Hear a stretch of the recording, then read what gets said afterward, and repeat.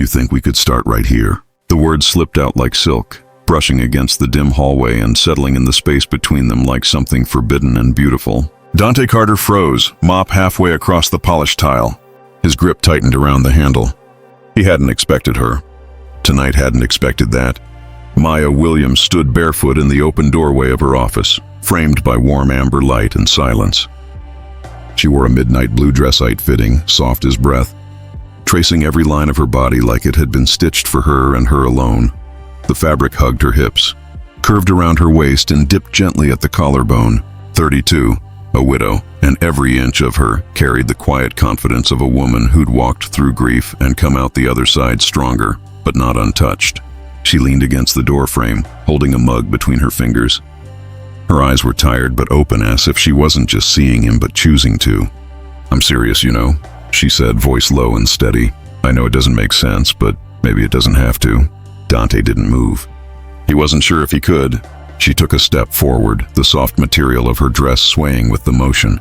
"You come here every night, silent as breath. You fix things no one else notices, clean messes nobody thanks you for, and yet somehow you see me." He glanced away. "I'm not supposed to talk to tenants. You're not a janitor tonight. You're a man who notices which tea I drink and leaves it just outside my door on Thursdays. You remember things. You don't flinch when I fall apart." He swallowed hard. "That was a mistake. I shouldn't be seen." "You did," she cut in gently. "And you didn't look away. You stood there like I wasn't broken, like you were waiting for me to come back from wherever I'd gone." He blinked, the mop still idle in his hands. "I spend all day being in charge," she continued. "Everyone I talk to wants something from me, through me, or for themselves. But you," she smiled faintly, a little sad, a little curious. "You clean up after the world without asking anything back. And I wonder, when was the last time anyone asked you if you wanted something?" Her words weren't flirtation. They were deeper, closer to something sacred, an opening. "I just clean, Miss Williams," Dante murmured. "Maybe," she said, taking one more step. "Or maybe you're the one person in this whole building who doesn't lie to themselves about who they are." He felt heat rising under his collar. "I should finish the floor." "You always finish the floor," she said, voice softer now. "But you never stop long enough to be part of the room." He hesitated. The silence felt like it might break if either of them moved too fast. "I wasn't sure I had permission," he said. "Well," Maya breathed, "you do now." He nodded once slowly, then turned back to his work. The mop glided across the floor with measured grace. Not rushed, not mechanical. Behind him, Maya watched for another few seconds, then disappeared into her office, leaving the door open. Later that night, back in his narrow apartment above Macmillan's barber shop, Dante sat on his worn couch. City sounds muffled by the old windows.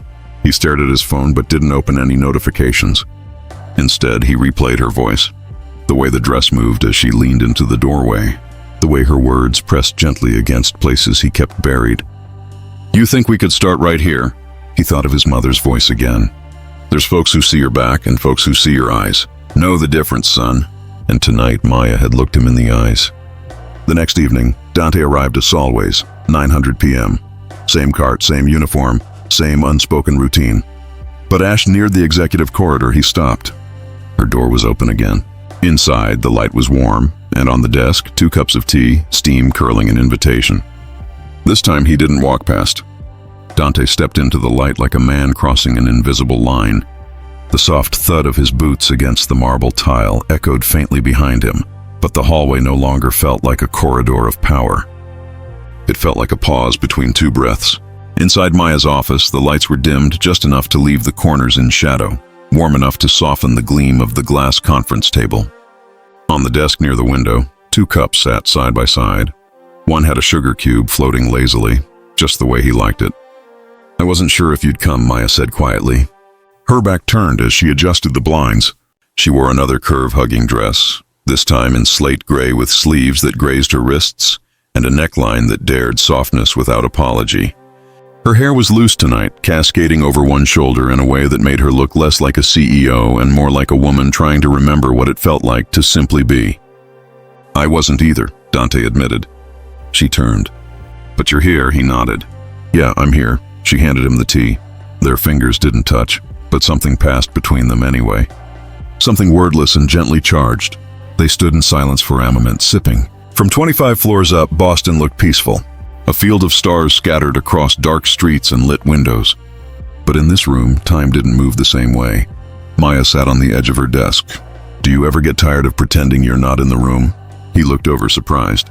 "What do you mean?" "You're careful, Dante. Every move, every word, like you're always measuring how much space you're allowed to take up." He said nothing. "I see it."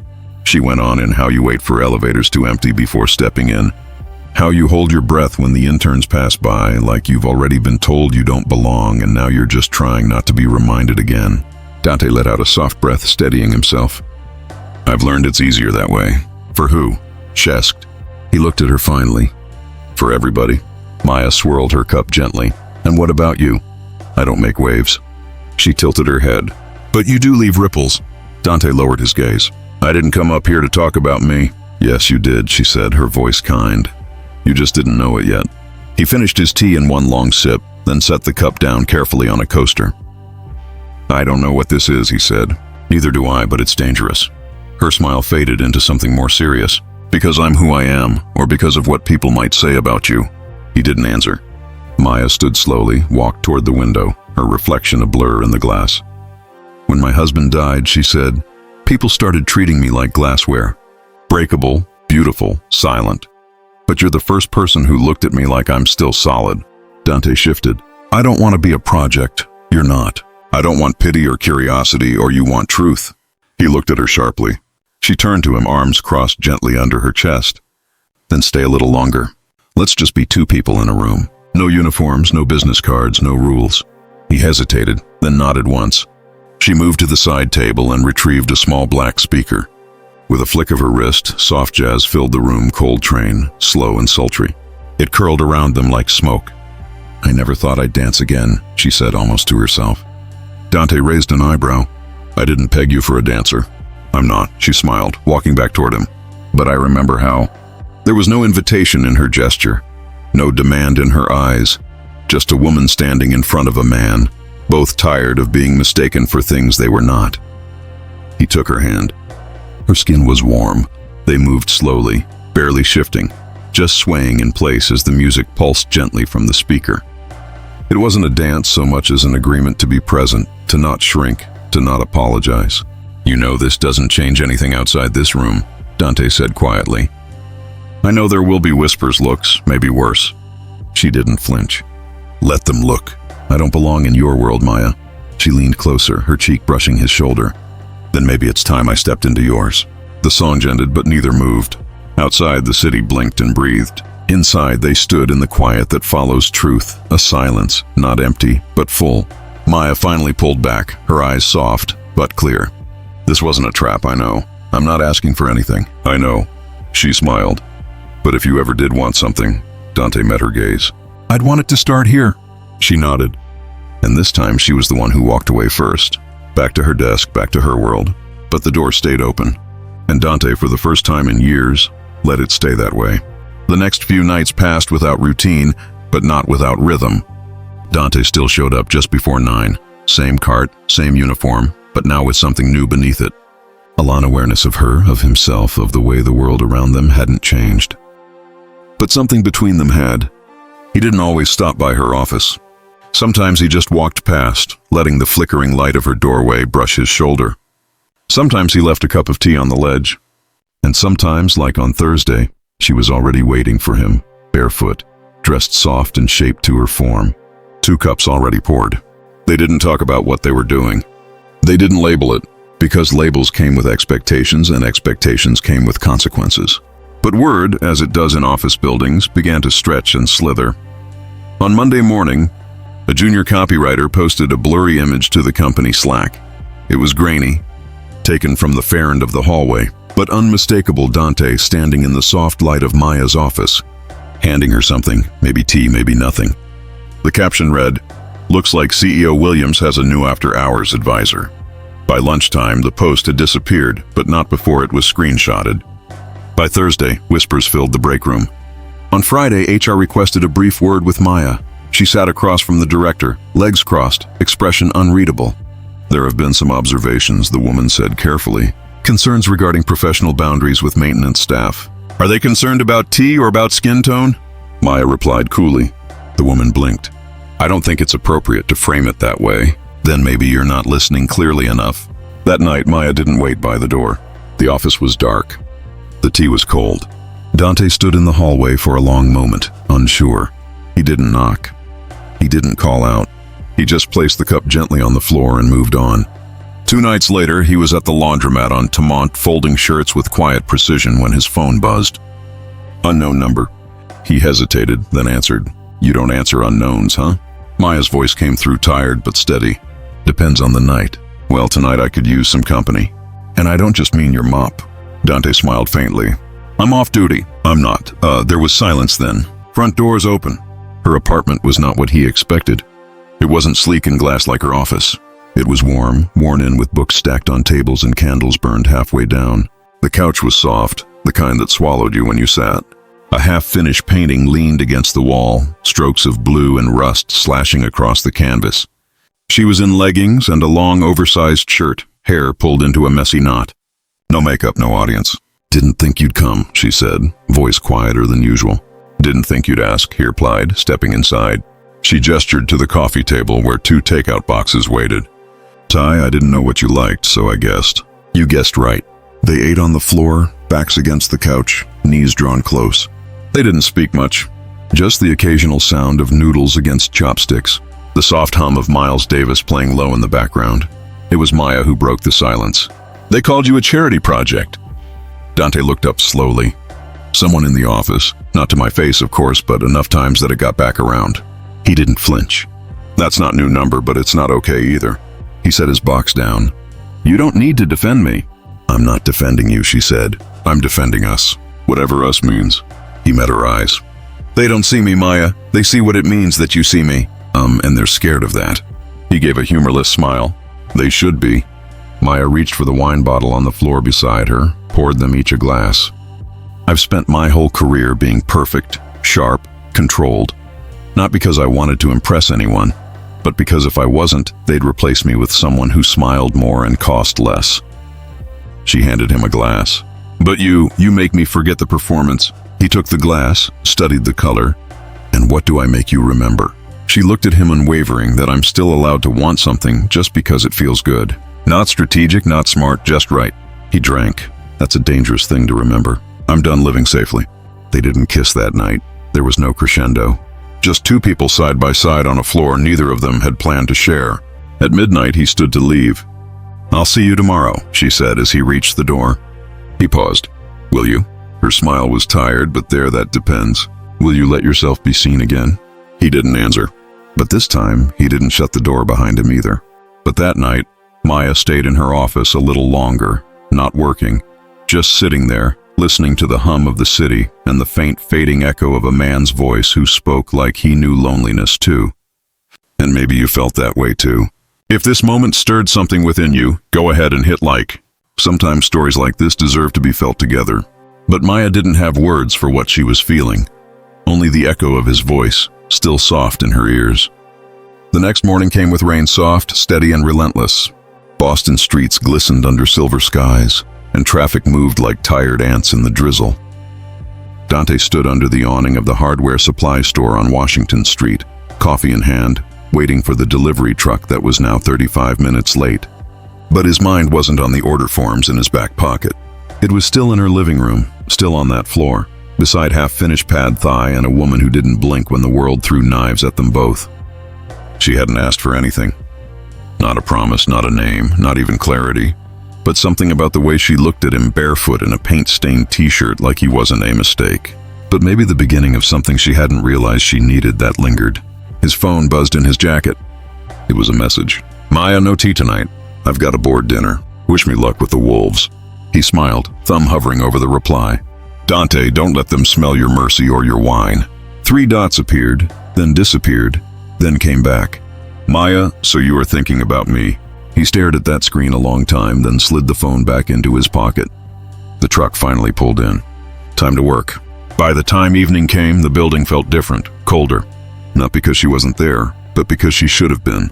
Dante moved through the floors with practiced rhythm. Bathrooms, conference rooms, hallways. But when here ached the executive level, he paused outside her office. The door was closed, but a faint light glowed from beneath. She hadn't mentioned coming back. He knocked once, no answer. Inside, the room was empty, warm, still smelled faintly of lavender and paper. A shawl was draped over the back of her chair, as if she'd left in a rush. On the desk, a yellow sticky note with messy handwriting. Friday can't come fast enough. Dante read it twice, then tucked it under the edge of her keyboard so no one else would see. Then he left. Friday came, and with it the firestorm. At 10:37 a.m., an anonymous email was sent to the internal company listserv. The subject line, "Who's cleaning up after Maya?" Attached was the Slack screenshot from earlier in the week. Dante in the doorway of her office and two blurry photos someone had clearly taken from street level. Him entering her apartment building late at night, her hand resting lightly on his shoulder. The message was short, laced with venom. Nepotism or just poor taste. The office buzzed like a shaken hive.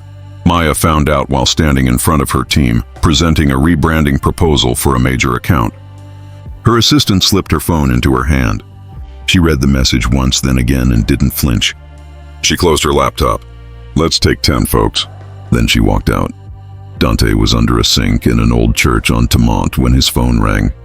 He nearly ignored it, but when he saw her name, he answered. "You saw it?" she asked. "Yeah, they're calling it inappropriate. HR says it's a liability issue." Dante sat back on his heels. "You want me to stay away? I want you to decide if that's what you want." He didn't answer right away. "Look," she said, her voice lower, rougher. "I know this isn't what you signed up for. I know it's messy, but I also know I haven't felt this honest in years." "I'm not ashamed," he said simply. "I know you're not, but I don't want you to pay the price alone." "Then don't disappear." "I won't." A pause, then shedded. "But if you change your mind, if it's too loud." "I've lived in noise, Maya," he said, "but I never had anyone worth listening through it for." That night, he didn't take the service elevator. He walked through the front lobby, past the startled receptionist, and stepped into the executive wing like he belonged there, because maybe, just maybe, he did. Hair door was open. She was standing at the window, blazer draped over her chair, hair down. A soft jazz instrumental played from the corner. He didn't say anything. She didn't turn. Then without looking, she spoke. "They want me to make a statement. Let me deflect, apologize." She nodded. "Maybe step back for a while." And I told them no. Now she turned. "I'm not stepping back. Not from my job and not from you." Dante stood still. "That's a big move. So was walking in here with your head up." He let out a slow breath. "So what now?" She stepped closer, stopping just inches from him. Her eye shelled that same fire he'd seen that night in her apartment.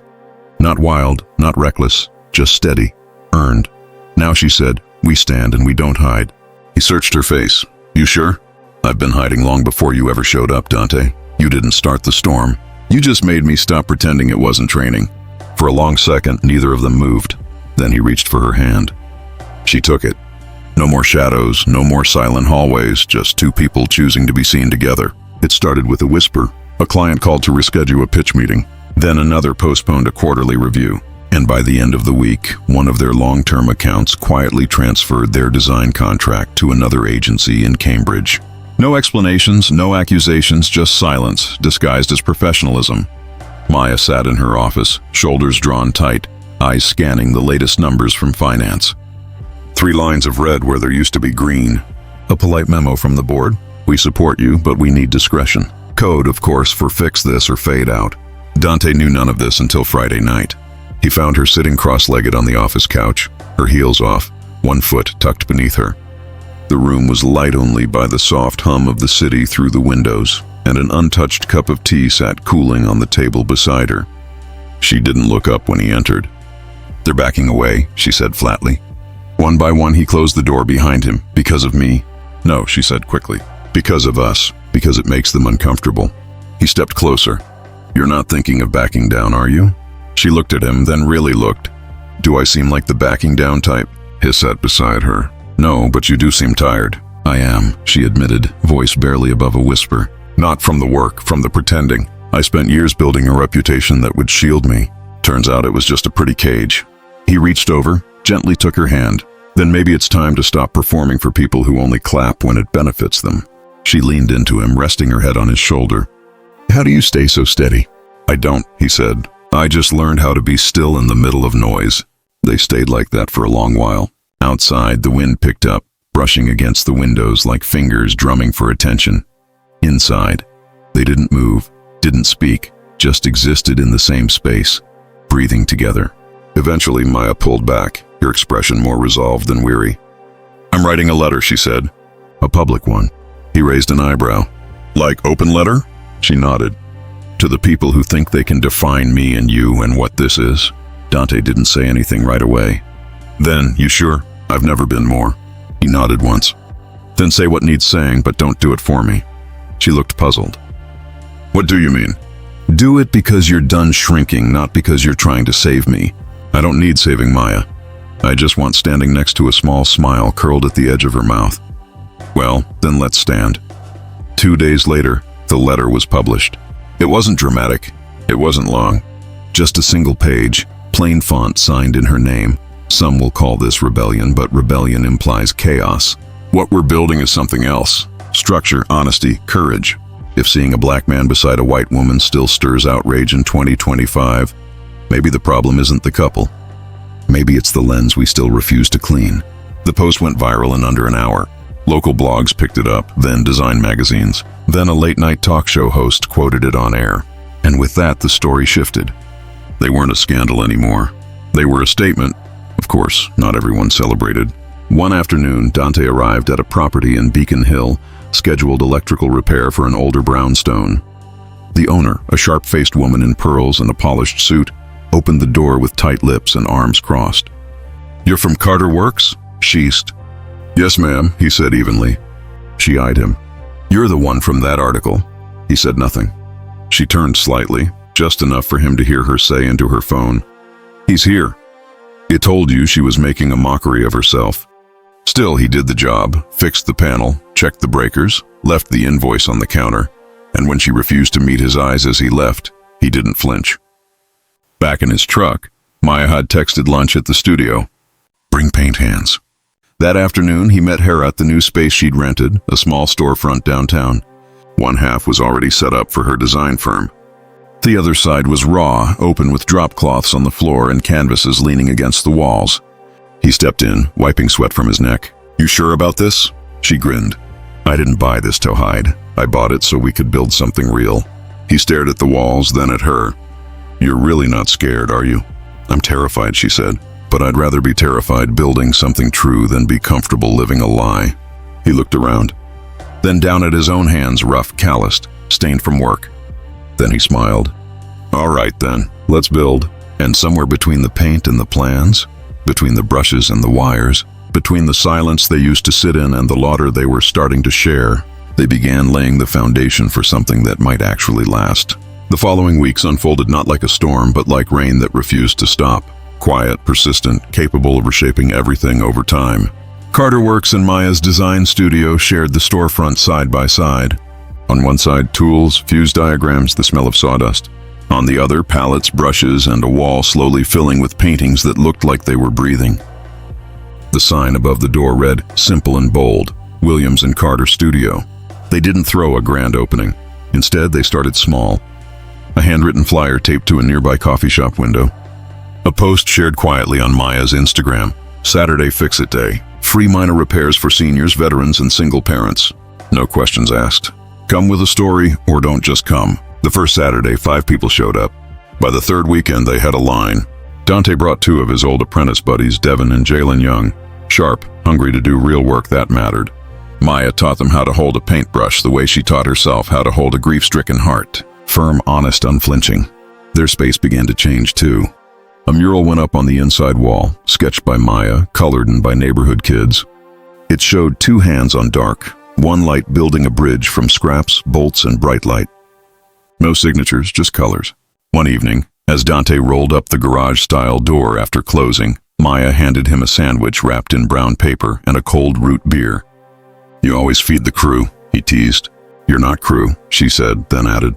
"Your foundation," he gave a soft laugh. "That sounds heavier than I'm used to." She leaned on the doorway next to him. "You carry weight like it's oxygen." He took a bite, chewed thoughtfully, then asked, "You ever think we're pushing too hard too fast?" She didn't answer right away, then, "Every day. But I've also learned that if you wait for permission to be who you are, you'll die with your voice still in your throat." He looked at her. "You're getting poetic again." She grinned. Occupational hazard. That night, they didn't go home separately. Instead, they sat on the floor of the studio long after the lights were off, sharing stories of things they didn't tell many people. Dante told her about the time his mother taught him to rewire a lamp after their landlord refused to fix the lights in their apartment. He was 10, she said. You fix the dark by touching it, son, not by waiting for someone else. Maya told him about the gallery that once told her she was too urban for their taste, right after offering to buy her painting at a discount if she left her name off it. They didn't kiss, but they didn't need to. Sometimes intimacy was just sitting close enough to hear the other person breathe and not needing to fill the space with anything but presence. The next morning brought a new challenge. An email anonymous again sent to the local press, CC'd to the city business registry and Maya's board. It included photos of Maya and Dante at the mural wall, one of him holding a drill, another of her painting with children. The tone wasn't cruel, but it was pointed. Are these the optics Williams and Carter want to be known for? Charity work as branding, romance as rebellion? Should professionalism come second to performance? Maya read it in silence, jaw tight. Dante looked over her shoulder, reading the words like bullets. They're trying to dress judgment and concern. Let them, I can make a statement, he said. Or I can step back, give this room to breathe. She turned to him. Don't you dare! He blinked. She stepped forward. Don't you dare let them shame us into silence. This isn't about a picture. It's about people who've built their comfort on watching others stay small. You said you didn't need saving. Fine, I don't either, but I need partnership, and partners don't hide. He exhaled slowly. All right then. What do? We paint louder, she said. They responded the only way they knew how. The next Fix-It day, they rolled up the door and invited in a reporter from a local nonprofit podcast. Maya spoke plainly. Dante didn't try to impress. They talked about the work, the kids, the repairs, the stories. And when the host asked what made them different from any other business downtown, Maya said, "We don't build for applause. We build because people deserve to feel safe where they live and seen where they stand." The story aired that Sunday. It wasn't explosive, but it was enough. Enough for a woman in Roxbury to write a handwritten letter thanking them for fixing her mother's heater. Enough for a retired mechanic to drop off a box of tools he hadn't touched since his hands started shaking. Enough for 3 kids from the neighborhood to show up every Saturday asking to help fix stuff. That night, as Dante turned off the lights and Maya gathered brushes, she asked quietly, "You still scared?" He didn't lie. "Yeah, of what?" "Of how much this matters. Of what it'll cost. Of who we might lose." She nodded, then walked over, rested her forehead against his chest. "But we won't lose us," she whispered.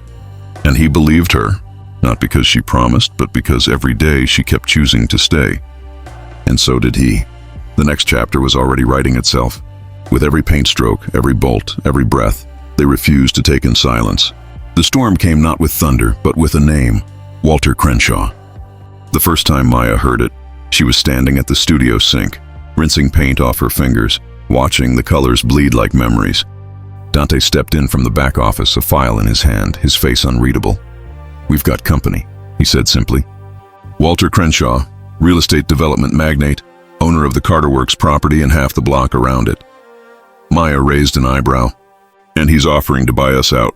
Says we're sitting on prime commercial frontage. Wants to elevate the neighborhood's potential."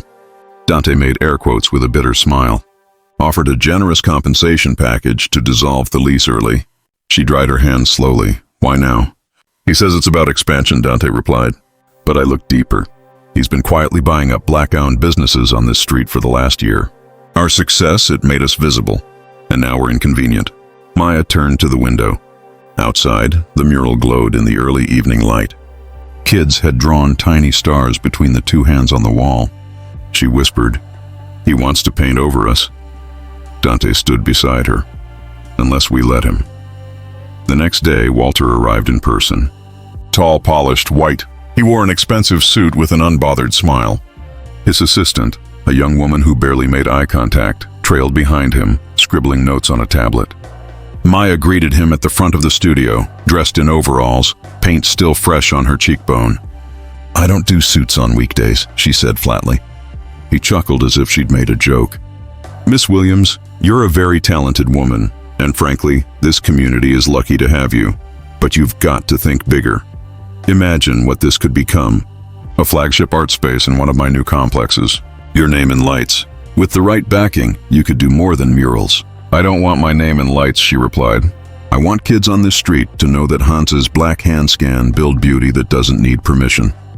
Walter's smile faltered for the first time. Dante came out from the back. No smile, just presence. Walter straightened. Mr. Carter's still tinkering. I see. I fix things," Dante said evenly. "And I recognize rot when I smell it." Walter clapped his hands once. "Well, I see where this is going. But I'll warn you, both real estate is a machine. Sentimentality doesn't slow it down. If you're still here in 30 days, you'll be here illegally." He turned on his heel and left. The silence afterward was heavier than drywall. Dante paced. "He's not bluffing." "No," Mia agreed, "but he's betting we'll fold." That night they sat on the roof of the building, knees touching, not speaking much. Then Maya broke the silence. "You ever lose something you fought for?" Dante nodded slowly. "Yeah, my mother's house. After she died, the city sold it over unpaid taxes. She lived there 38 years. Maya closed her eyes. "I won't let that happen here." Neither would he. The next morning, she walked into City Hall, not alone. With her were 6 elders from the neighborhood, 2 veterans from the Fix-It crew and Miss Eleanor, an 81-year-old with sharp eyes and a sharper tongue, who wheeled herself right up to the permits counter and announced, "This is a protest." Webb brought snacks. They filed a motion for historic designation using the mural as community heritage. They submitted affidavit from local kids, seniors, veterans, small business owners, each one testifying to what the studio had become. Not a brand, but a home, a hope. Walter fired back with lawyers. They answered with people. A week later, the podcast host returned, this time with a documentary crew. A local news channel aired a segment, The Studio That Refused to Disappear. And one night, Maya walked out back and found Dante at the loading dock, gripping a letter. "They've frozen our account," he said. "Pending investigation. False claims workshop safety violations. Some nonsense about zoning irregularities." Maya took the paper from him, scanned it, her jaw locking tight. "This is war," she said. Dante nodded. "And it's just getting started," but she wasn't afraid. She walked up to him, placed her hand on his chest, right over the place where his heartbeat still drummed, steady and strong. "They want to bury us," she said softly, "but they don't know where the roots." They stood there as the night pressed in, not speaking, not backing down, just breathing in tandem, and in the silence, something ancient passed between them. Not just love, not just resolve, but legacy. The next chapter would not be about defense. It would be about defiance. It would be about standing not as victims, but as witnesses. Witnesses to their own worth, to each other's courage, and to the truth that no man name, no suit, no threat could erase what had been built with open hands, honest labor, and unapologetic love. Dawn came gray and hard. Maya stood in front of the mural, arms crossed, hoodie pulled tight against the morning chill, her breath clouded in the air. Behind her, the studio remained dark, closed until further notice by a so-called city order. But the mural still blazed with color, still showed 2 hand-zoned dark, one light reaching toward each other. Still whispered to the block, "We are still here." Footsteps approached, heavy boots on sidewalk. Dante joined her, carrying 2 styrofoam cups of coffee, steam curling up like prayers. He handed her one without a word. They stood shoulder to shoulder for a long moment. "They're setting the hearing for Friday," he said finally. Maya sipped, eyes locked on the paint-streaked wall. "You ready?" "I was born ready," Dante muttered. "But we're outgunned. He's got lawyers with last names longer than our lease." "I know," she said. "That's why we won't fight him alone." By noon, the studio's tiny back alley was filled. Kids, neighbors, veterans, local teachers, and retired postal workers. Even the shy barber from down the street brought folding chairs and passed out water. They weren't protesting. They were testifying just by showing up. Miss Eleanor rolled in wearing a black beret and an old March on Washington button. "My bones may be brittle," she said, "but I still stand for justice." Someone had brought paint. A blank wooden panel leaned against the studio fence, and people began to add to it brush strokes of memory. A kid painted his grandma's rocking chair. Another drew his dad's welding gloves. An elderly man painted his first Navy ship sailing on blue waves. No one directed them. It just happened. Maya stepped back and watched the collage grow. Eerie stung. Then a familiar voice rose behind her. Deep, warm, steady. "I spent a decade cleaning offices no one looked twice at," Dante said to the small gathering. "I used to walk past this mural after midnight thinking no one knew it was there. But one night, she left the lights on. He turned slightly to Maya, and I realized it wasn't the paint that mattered. It was what she saw when she made it. The crowd fell silent. Maya looked down, humbled, then stepped forward. "There's power in building something with your own hands," she said. "But there's more power in saying no when someone tries to take it." The moment hung in the air like a spark. Then someone clapped, then another. Soon the entire alley rang with applause. Not loud or forced, but certain. The kind that said, "We're with you." But the storm hadn't passed. That evening, Maya found a plain envelope slipped under her apartment door. No return address. Inside, 3 printed photos. One of her walking home late alone. One of Dante locking the studio gate. One of the mural half covered in black spray paint. "No note, just proof." She dropped the envelope on her kitchen table and sat down slowly, her hands trembling. Dante was at her door 15 minutes later, breathless. "I got the same envelope." They sat in silence, eyes on the photos. Fear curled around their ribs like smoke. Not the kind that screamed, but the kind that whispered. "We're watching. Whoever sent this knows where we live," Maya said quietly. "They want us rattled," Dante replied. "It's working." He reached for her hand. "Only if we let it." That night she didn't sleep. Instead, she pulled out a notebook. Started writing. Not a manifesto, not a statement for the press, but a list. Names. Every person who had ever walked through the studio doors. Every child who painted. Every elder who taught. Every laugh that had echoed inside those walls. She filled pages, and by dawn her hands hurt, but her fear had quieted. Friday came cold. The city hearing was held in a municipal building with gray walls and fluorescent lights. Walter Crenshaw arrived, flanked by lawyers in matching suits, smug and well-rested. Maya and Dante walked in with no attorneys, just people. Miss Eleanor was wheeled to the front row. The kids sat in the back, fidgeting, dressed in their best. One clutched a crumpled drawing of the mural. The hearing began. Walter's attorney spoke first. Polished, calm. "This property has commercial potential. Our client's proposal would create jobs, generate tax revenue, and elevate the neighborhood's economic standing." Mia's turn. She stood. No podium, no papers, just her voice. "I don't have slides or spreadsheets," she said, "but I have stories." And then, one by one, people stood beside her. The veteran who found community again. The teen who stayed off the streets because of art classes. The mother who said her autistic child finally spoke during a music circle. Each voice built on the last like a rising tide. When it was over, the room was silent. Even Walter seemed smaller. The council recessed. They'd announced their decision Monday outside. As the crowd spilled onto the sidewalk, Maya exhaled deeply. "We showed up," she said. Dante nodded. "We always do." She looked at him then, sunlight catching his jawline, and for a split second she forgot about the mural, the lawsuit, the photos. She just saw him. And in that quiet beat between the chaos, she whispered, "Thank you for not walking away." He smiled. Wasn't an option. But as they turned to go, none of them noticed the man across the street. Dark coat phone pressed to his ear, watching them, not smiling. Because some storms don't end, they just pause waiting. It rained that weekend, a soft soaking rain that draped the city in a hush. Maya sat by the window of her apartment, one hand wrapped around a mug of lukewarm coffee, the other tracing slow circles on the condensation gathering on the glass. Her eyes weren't on the street below.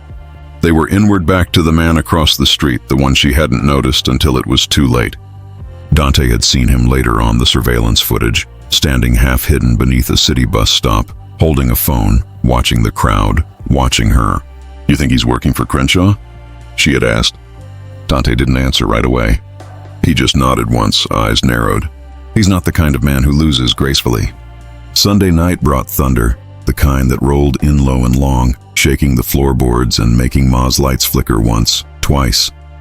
She stared at her living room wall, where the photos from the envelope were now pinned side by side like unwanted trophies. "You don't scare me," she whispered aloud, but her voice caught slightly at the end. And in the quiet that followed, her phone rang. Unknown number. She hesitated, then answered. "Miss Williams." The voice was male. Crisp. "This is Officer Howard from the 9th Precinct. I need to ask you a few questions about an incident involving Mr. Dante Lee." Maya sat up straighter. "What happened?" "He's being held for questioning," the officer said. "There was an altercation near a construction site." We need someone to confirm his identity and vouch for his whereabouts. I'm coming, she said instantly, already grabbing her coat. At the station, fluorescent lights hummed overhead as she sat across from a weary desk sergeant who looked like he hadn't slept in days. They said there was an incident. Maya said, breath short. Where is he? Room 3, the sergeant said, barely looking up. But just so you know, there's no formal charge yet. It's a misunderstanding. Maya's heels echoed against the hallway tiles as she walked. When the door to room 3 opened, she saw him, Dantis, sitting at a steel table, hands clasped, brows drawn together, not in fear, but in a slow, contained rage. Maya, he said softly, her chest tightened. She rushed to him. What happened? Some guy said I threatened him, Dante replied, jaw clenched. He was painting over the side of our building black spray paint. I told him to stop. He swung at me first. I didn't even hit him, but they arrested you. He said I looked threatening. The words hung there like poison. Maya's face hardened. You're being framed, she whispered. Crenshaw's pulling strings. He looked up at her then, eyes sharp. That man at the mural, he wasn't just watching us. He was coordinating. We need help, Maya said, outside help. They got it the next morning. Mr. Raymond Archeron, aging civil rights lawyer, semi-retired with more stubbornness than suit, showed up at Ma's studio unannounced. He wore a brown fedora and carried a copy of the city charter under one arm. I heard about your mural, he said, and about Crenshaw and about Dante being held. Maya blinked.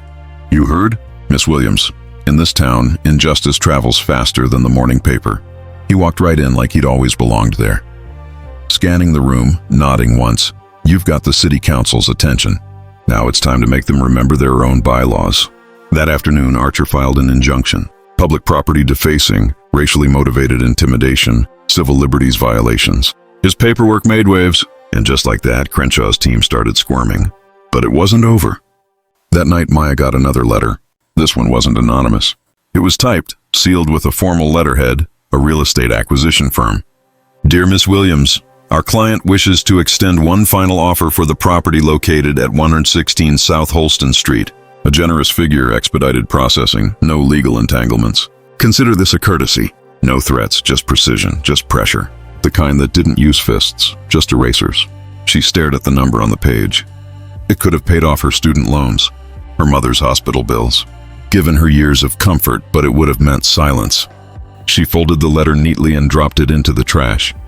They don't know me, she said, and that's when she saw it through her window. Someone across the street watching again, but this time she didn't flinch. She picked up her phone and dialed Dante. You free? She asked. Always, he said. Then meet me at the mural. It's time we told the city who we really are. That night, under the dim glow of string lights, with brush in hand, Maya repainted the parts of the mural that had been defaced, not covered, but transformed. She turned the black spray paint into silhouettes, into shadows, into contrast that made the light stand out even brighter. Dante stood beside her, rolling paint along the border. This is war, he said. Not war, Maya replied. Reclamation. And around them people gathered, quiet at first, then singing. A low hum rising into full voices. Old church tunes, freedom songs. Someone brought a guitar. Someone else beat a drum on a bucket. By midnight, the mural shone again, stronger, bolder, and from the shadows, the watcher slipped away unnoticed. Because some things you can intimidate,